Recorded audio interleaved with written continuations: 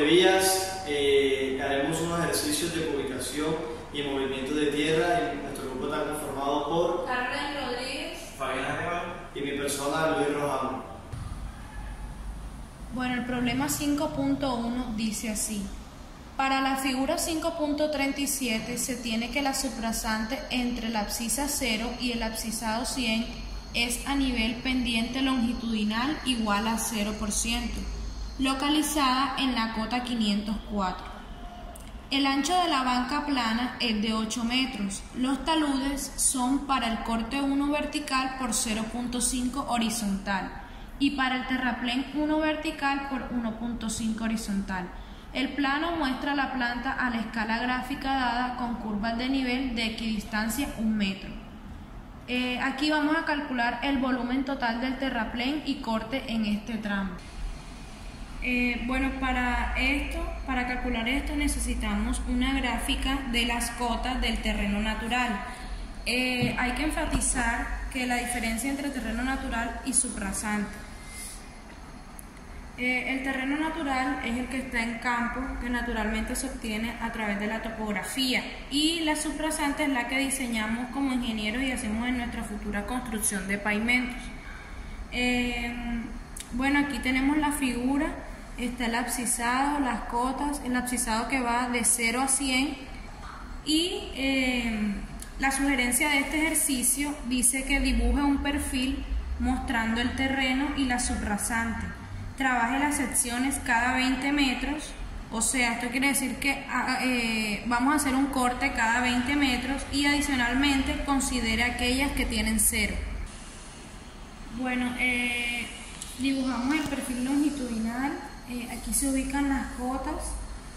Nuestras cotas varían del 501 hasta el 516, bueno, acá lo dejamos hasta 512. Y las abscisas que van de 0 a 100 de 20 en 20.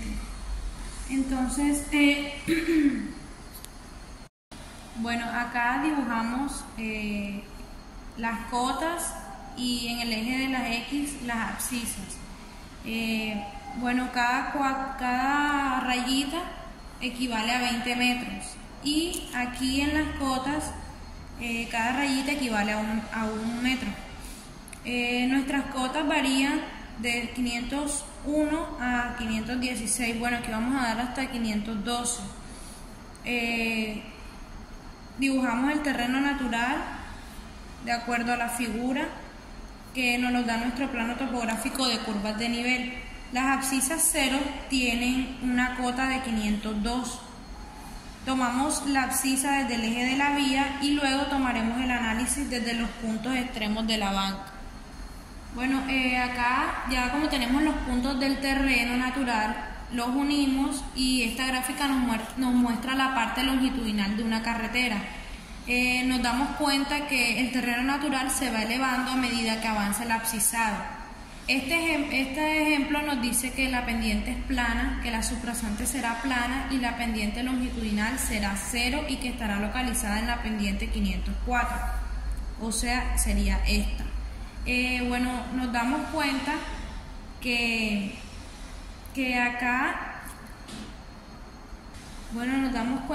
acá le hace falta el terreno para llegar hasta la subrasante y aquí le sobra. Esto quiere decir que aquí se va a hacer relleno y aquí corta.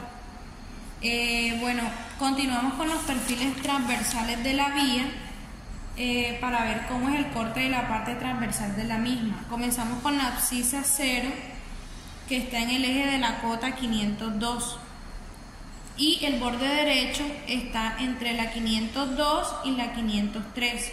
El borde izquierdo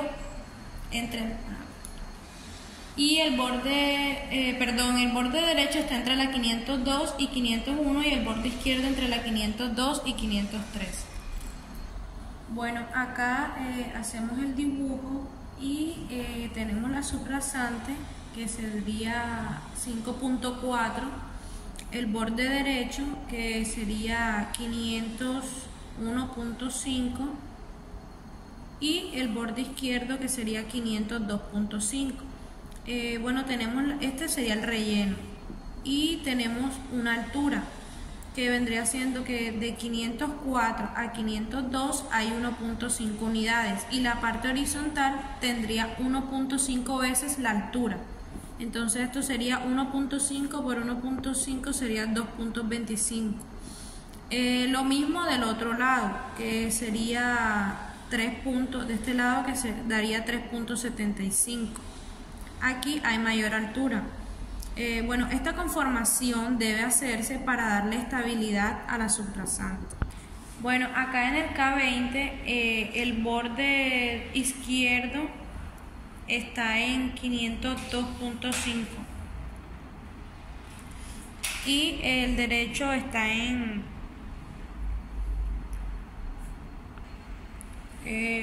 bueno, el borde derecho está en 502.5 y el izquierdo en 503. Este 8 significa que tiene 8 metros. Es el ancho de la banca. Bueno, se hace lo mismo, se calcula la altura. Aquí hay uno de 503 a 504 hay 1.5. Aquí se aplica lo mismo. En el K40 es lo mismo. En el borde derecho está en 502.8 y en el borde izquierdo está en 503.8. En el K60 vemos un cambio en la abscisa 60. En el borde derecho está en 503.3 y en el borde izquierdo en 504.3, que vendría siendo aquí 504.3. En el 503 tendremos un corte aquí y en el 504 tendremos un relleno. En el K80 hacemos un corte y acá hacemos un relleno para que el 504 dé la subrasante.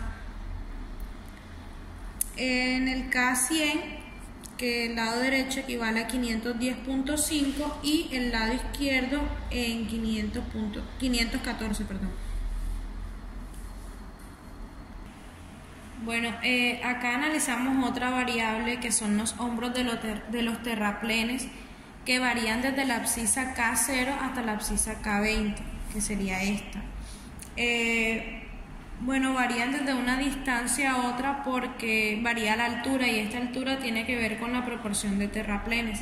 Aquí sacaremos un promedio de los hombros de los terraplenes, que sería, por ejemplo, aquí 1.5 de ancho por 2.25, que sería aquí, y la suma de esos dos daría 1.875 que se coloca en esta parte en el borde izquierdo del terraplén. Y aquí se hallaría de 502 a 504, daría igual a 1.5, y de 503 a 504 sería igual a 1. Se suma y entre 2 daría 1.25, que sería este 1.25.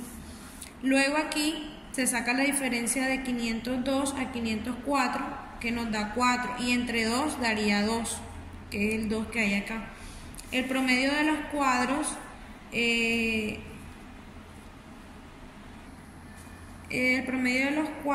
se le resta 504.